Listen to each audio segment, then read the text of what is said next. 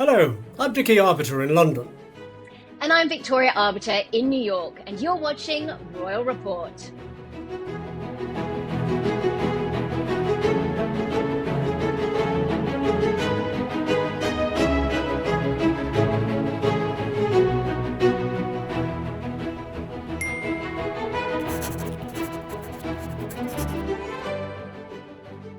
Now, one of the things we've most enjoyed since launching our show on YouTube are your questions. They have been coming thick and fast.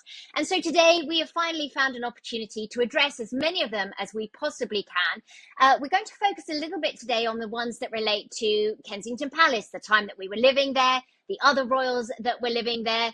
Many of these are directed at you, Dad, because people want to know what it was like working as a member of the Queen's household. So I'm going to launch into these, and they're written quite small on my phone, so forgive me, I'm going to muddle through these. But here we go, Dad. You ready?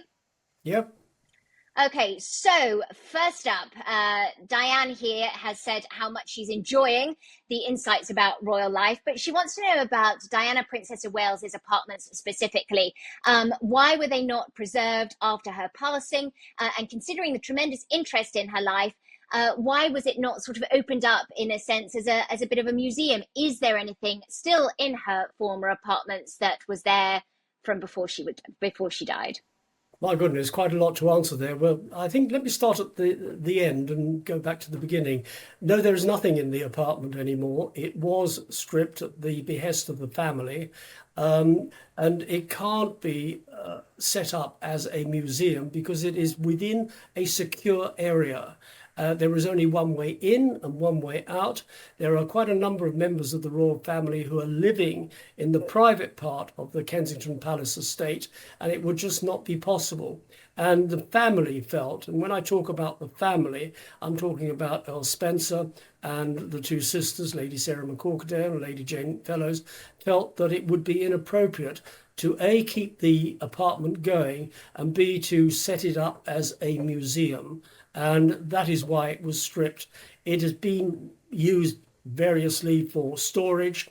I think there are probably a couple of offices there, but it won't be opened as a museum and as a tribute to Diana. Another question here from Missy Lulu. Dad, forgive me, not to say that you don't know lots about fashion, but this is a fashion question, so I think I'm probably going to answer this one. She says here, I remember members of staff would brief the press on outfits or designers that Diana was wearing on official engagements. Why do you think Camilla and Catherine don't have that protocol? They actually do, but it depends on the situation. So certainly around solemn occasions, Remembrance Sunday, the Festival of Remembrance, if they're laying a wreath at a war memorial in a foreign country, they're not going to brief on clothes because it's simply inappropriate. In that moment, it's not about what anybody's wearing, it's about remembering the war dead and paying tribute. So it very much depends on the situation as to whether or not the press are briefed on certain outfits. If they're not, the online super sleuths are certainly very quick at managing to identify certain outfits, which then promptly sell out and crash websites around the world. But I think also it's worth noting that neither Catherine or Queen Camilla want to be viewed as a clothes horse. It's something that Diana absolutely loathed when people would focus on her fashion versus the charitable organizations that she was visiting. So everything is done pretty much on a case-by-case basis. But certainly, I think all the royals are keen to champion British fashion. When they go overseas, they do talk about the fashion because invariably they'll wear clothes that have been designed by people from that host nation. So it's all case-by-case basis, but there's not really a protocol that determines that. There is no protocol and there is no briefing. The only briefing that comes about is if asked. Now, in my day, occasionally we were asked, what is the princess wearing? We would give that information. Today, what happens is that if there is a major state occasion, then the press office have that information and they tweet it. They tweet it around the circuit and all the journalists get it. No one gets it as an exclusive. So it is handled pretty well today. In my day, it was handled on an ad hoc basis if asked. So we've got quite a long paragraph here, but another person who's enjoying the show, thank you very much. But the question relates to the King's equerry and whether or not he has a suite of rooms at Windsor. In the event he does have a suite of rooms at Windsor, do the domestic staff take care of cleaning his ceremonial uniforms, or are they sent away? So in other words, who's in charge of the uniforms for members of staff? Who's in charge of the uniforms for members of staff? Well, take the King's equerry. He would likely have a batman. Senior officers, it's nothing unusual. Senior officers have batmen, whether they are with the regiment or whether they're at headquarters, say in London or wherever the regiment is based. The King's equerry will have a batman.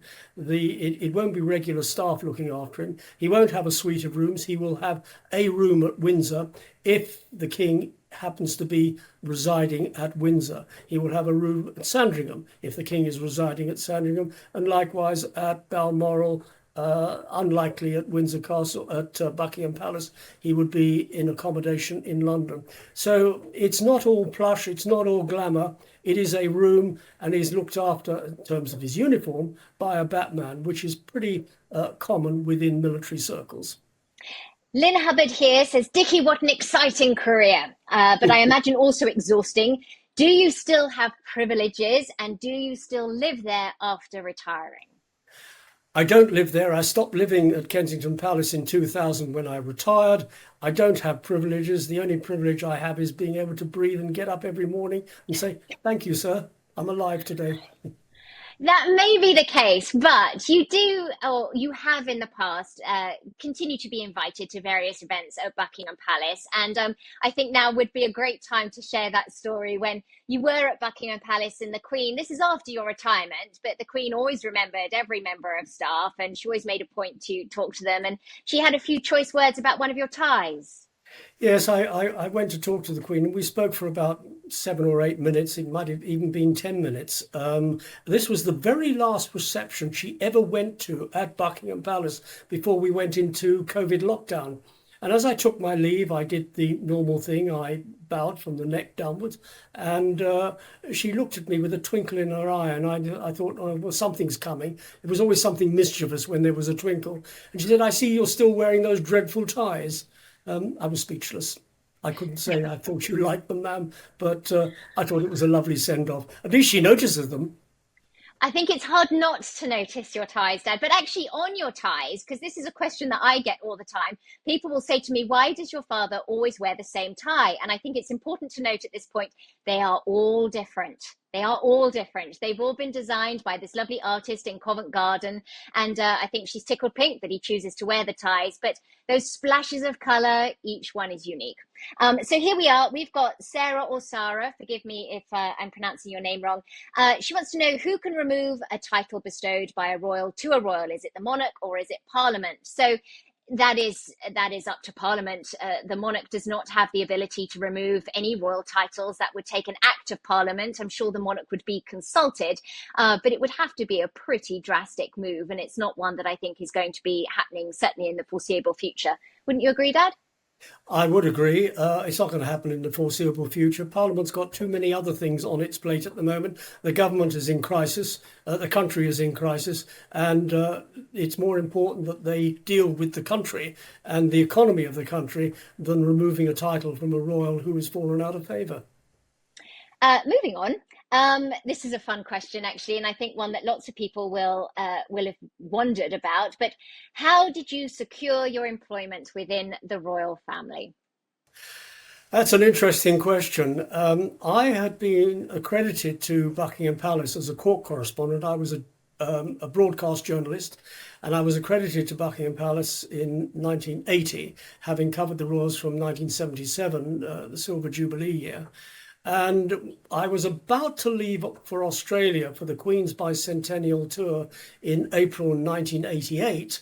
And I had a phone call from somebody I knew extremely well. I should add here, as a court correspondent, I was in the palace every single day. I knew everybody, they knew me, I knew how the system worked. I'd interviewed practically every member of the royal family except the late Queen, the Queen Mother and Princess Margaret. So I was a pretty known quantity. And I had this phone call just before leaving for Australia from somebody I knew very well saying, if you were approached, would you be interested? Well, I was reaching the age of 48, and I thought, what am I going to do for the last 12 years of my working life? Because in those days, you had to retire at 60, whether you liked it or not. And I said, yeah, I would be interested. Anyway, cut a long story short, I went to Australia. I covered the tour, which was 3 weeks. I was invited in the yacht.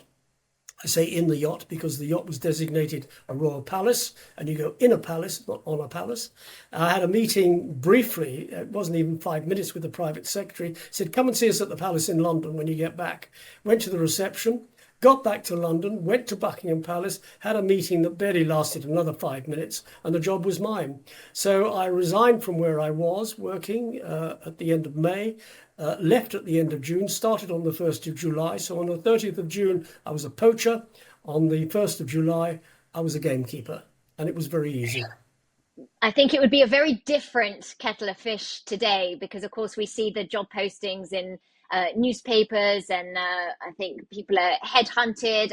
A lot of times it's people that are affiliated to government positions that seem to be brought in because, of course, they've got the diplomatic experience and political experience. But I think perhaps, Dad, that was a testament to your work at the time, but perhaps not how someone would be employed today. No, they'd have to go through all the hoops today. They'd have to have the right background, the right educational background, perhaps military background. I mean, days gone by, those employed at Buckingham Palace were at the right university, the right school, or the right regiment. When I joined Buckingham Palace, I hadn't been to university. I hadn't been tied to a British regiment. And I flunked school. I didn't have any school exams. And I'd gone to a grammar school. So I was a good testament to, they take anybody. And they took me. Kids, do not follow that path if you are watching. So moving on, here we have, I'm curious if there were any crazy parties that took place, and then someone else added to this, what about Princess Margaret? So certainly while we were living there weren't any crazy parties that we knew about, and we were living there much later than Princess Margaret was still living there when we were there, but I think she was beyond the glory days of the big crazy parties that she and her husband were hosting in the 60s and 70s. But I do have a fun Princess Margaret story. To me, she was kind of the last of the grande dame princesses. She behaved like a princess. She expected to be treated like a princess. Everything about her was princessy.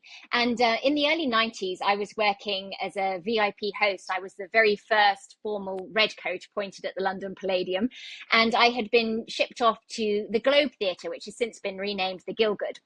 And there was a production there of Oscar Wilde's An Ideal Husband, and Princess Margaret was coming to the theatre that night with her daughter, then Lady Sarah Armstrong-Jones, and her then boyfriend, Daniel Chatto. So I was drafted in to look after her, and of course myself and the theatre manager were there hours in advance, making sure everything was perfect. We were told to have famous grouse ready to go. I don't know how much of it we thought she'd drink, but we had 5, 6 or 7 bottles on the counter. But anyway, royal timing being of militaristic precision, she arrived at 7 on the nose, and she swarmed into the theatre, and the sea parted, and she was dressed to the nines, and Lady Sarah and Daniel were sort of running along behind her in her wake, just apologizing profusely to everybody. They were clearly used to bringing up the rear. Anyway, we go into the royal VIP room, and Margaret promptly announces that she'd like to use the ladies' room. Well, fortunately, we had a private ladies' room set aside to her, so I hopped down the stairs and said, "This way, ma'am," and she went in, and I beat a hasty retreat. And seconds later, we hear this cry, "It's off!" And I was, "What do you mean what's off? What's off?" And Lady Sarah went down to check, and sure enough, the light bulb in the ladies' room had exploded. And it was pitch dark in there. So at that point, Lady Sarah said, "Don't worry, Mummy, I'll stand here with the door open so that you've got some light. It'll be fine." I was horrified. And as the silence started to descend, I was thinking, there's no way this is happening. And at that point, I think just so used to this type of scenario, Lady Sarah and her boyfriend Daniel jumped into a repartee that was worthy of a Noel Coward play. I was watching the back and forth like two tennis champions at Wimbledon as they covered the sound of her using the ladies' room. Margaret then came out and said, "Should we have one more?" which I duly poured for her, and we went into the theatre. So as we're walking into the theatre, I looked back over my shoulder because I was very proud of myself to have mapped out a route where she wouldn't have to climb over anybody else, and she was gone. Princess Margaret had disappeared.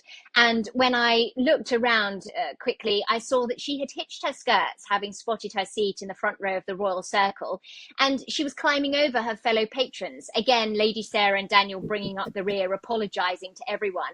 But she marched forward with the drive of someone who had rarely been told no.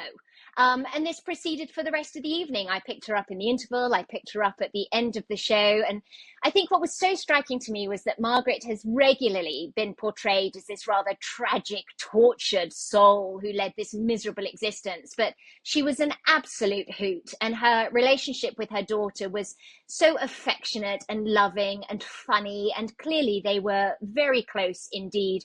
But at the end of the night, she whisked out of the theatre again as the seas parted. And I was living at Kensington Palace at the time, obviously with Dad. But I thought better of asking for a lift home. I thought, we'll let her go and I'll go and clear up the exploded light bulb in the ladies' room and see her another time. So that was my experience of Princess Margaret. But my goodness, in response to Lynn here and our other question asker, I would have loved to have gone to some wild parties with Princess Margaret. I'm sure they would have been fantastic. As a PS to that, Yes. a PS to that, she was the life and soul of the party when she was very much younger. But she had that tragic accident in Mustique where she burnt herself in the bath. I remember when she went down with suspected breast cancer in the early 80s. She had a couple of strokes. And I sat next to her a couple of times at lunches at Windsor Castle. The Queen said, if anybody can get anything out of her, you can. And it was very difficult. It was very sad. She sat there in a wheelchair. She had these wraparound dark glasses. And the conversation was monosyllabic. I asked the questions and I got a yes or a no or a maybe or nothing at all. And it was very tragic, from this very sort of fun-loving person to this very tragic person.